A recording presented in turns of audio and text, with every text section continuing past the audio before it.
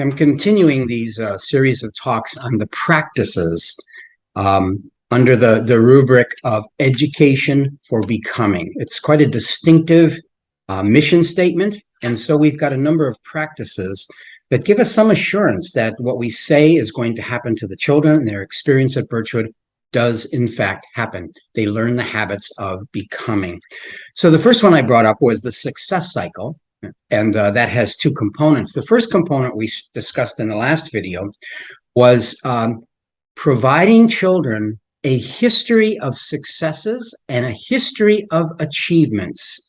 Creates what the psychology literature calls self-efficacy, meaning due to the number of successes I have had, based on my ability and my talent, not going beyond, but incremental successes, incremental achievements, self-worth develops. The sense of competency develops. And you emerge with an attitude, I can do this. If the challenge comes, if the obstacle comes, I can do this. I've done stuff like this before. And you're building up this attitude toward life because of the repeated successes. That's the first aspect of the success cycle. The second aspect of the success cycle has to do with a partnership between the adult, mom and dad, or the teachers, or a coach with the child that will help them get through the challenges in learning how to grow and the challenge and the difficulties. And it requires a partnership. Things like goal setting and time management and organization and resilience and dedication. All those kinds of skills, they're not there naturally. They have to be coached along, even created within the child. Of course, many people pick up some of these through life, but many don't. Many don't emerge from their youth with a sense of, I can do anything, just open the doors for me, let me try. So the second part of the success cycle is about a partnership in which parents or teachers are working with their child alongside them, hand in hand, when they're facing challenges, how to talk to them, how to coach them, how to guide them, how to support them, how to make them feel loved even in the midst of their failures. And that gradually you're crafting with them, you're creating within them the habits. They're called productivity habits, habits of industry. That allow a child to succeed in life. And I thought the best is I give you a few examples. I had a family a number of years ago. Dad would take his daughters out for a breakfast, or they would go get a Coke together, get an ice cream cone, and then they would talk. What are things you'd like to accomplish? What are things you like to do? What are you good at? What are you not so good at? What do you hope for? How do you see yourself in 5 years? They would talk about everything, just creating that bondage that I'm dad and I care about your life. But through the course of that, they'd ultimately find one or two things that the little girls would like to focus on and get better at. And so dad with them would begin to talk about, well, what do we need to do? What's our first step? How much time should we give ourselves? When should we practice? They talk about a number of things. So together, they came up with a goal and they came up with a plan. And the children, of course, became very, very successful at school. And then they went on to extraordinary careers. But all that coaching at a young age created something in them. I know how to attack life. I know how to I know how to grow. And in another case, with some time management issues, there's been a number of families whose children have been extraordinary athletes at school. Well, you know, if you want to be a great athlete, you've got to put in the time. But if you go to Birchwood, you got so much of your time is occupied with studies and with homework. And so it'd be very easy to just throw off one or the other. No, we're just going to focus on sports. No problem. And we're going to let academics fall behind, or vice versa. No after school activities. We're going to focus on academics. Well, I don't think either of them are right. I think the after school activities are excellent, and growth in those, whether it's music or sports or theater, whatever they are, I'm so much for kids participating in that. Well, then you say, where's the time? Where's the time? Comes with some coaching between mom, dad, the child, teacher, and the child. I'm working with some students right now. Their time management is horrendous.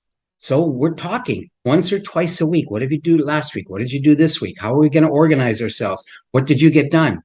Well, these families would use the time in the car. Time in the car, get your spelling words memorized, get your vocabulary words memorized. And mom would remind the boys, and in one case, it was boys who were playing baseball. Well, you guys usually have a half-hour break during practice. Use that time to get your reading homework done, or use that time to get your math homework done, or memorize your facts. Mom was teaching them, how do you use time? I'm sure you're familiar with that old adage. If you want to get somebody to get something done for you, find a busy person, because it's the busy person who's able to fit things into their life and accomplish things, get stuff done. They know how to manage their time, and they know how to be organized.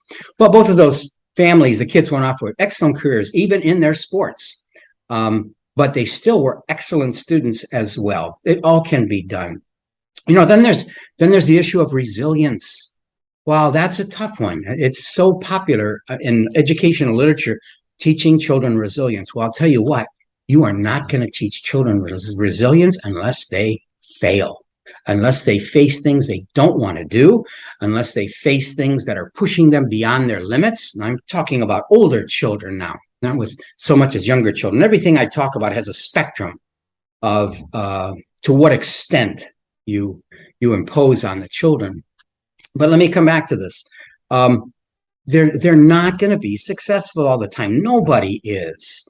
But they need somebody with them to talk about the failure, to talk about the obstacle, to talk about the fact that they want to quit.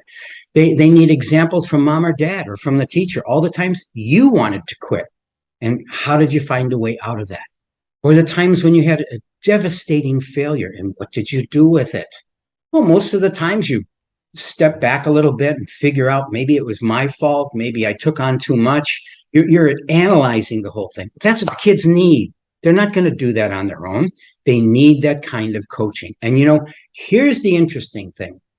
You would think if you have demands on children and high expectations, and then you're coaching them through their failures and their obstacles and their difficulties, wow, that sounds like a hard life. Well, maybe so.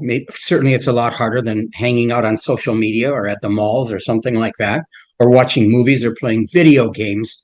But I'll tell you this, when you have coached your son or daughter, or if you're a teacher, you've coached a student to finally reach the success, to finally reach achievement, the satisfaction their young hearts cannot compare to the kinds of trivial enjoyments that they have. They feel so good about themselves. I've had a number of math students who were not good math students. I had to find a starting position for them and just let them know, no, we're not going to go on and do high-end mathematics. That's not you. But we're going to get competent at a certain level. And you're not going to quit. And you're not going to turn junky paper into me. You're going to give me superb work.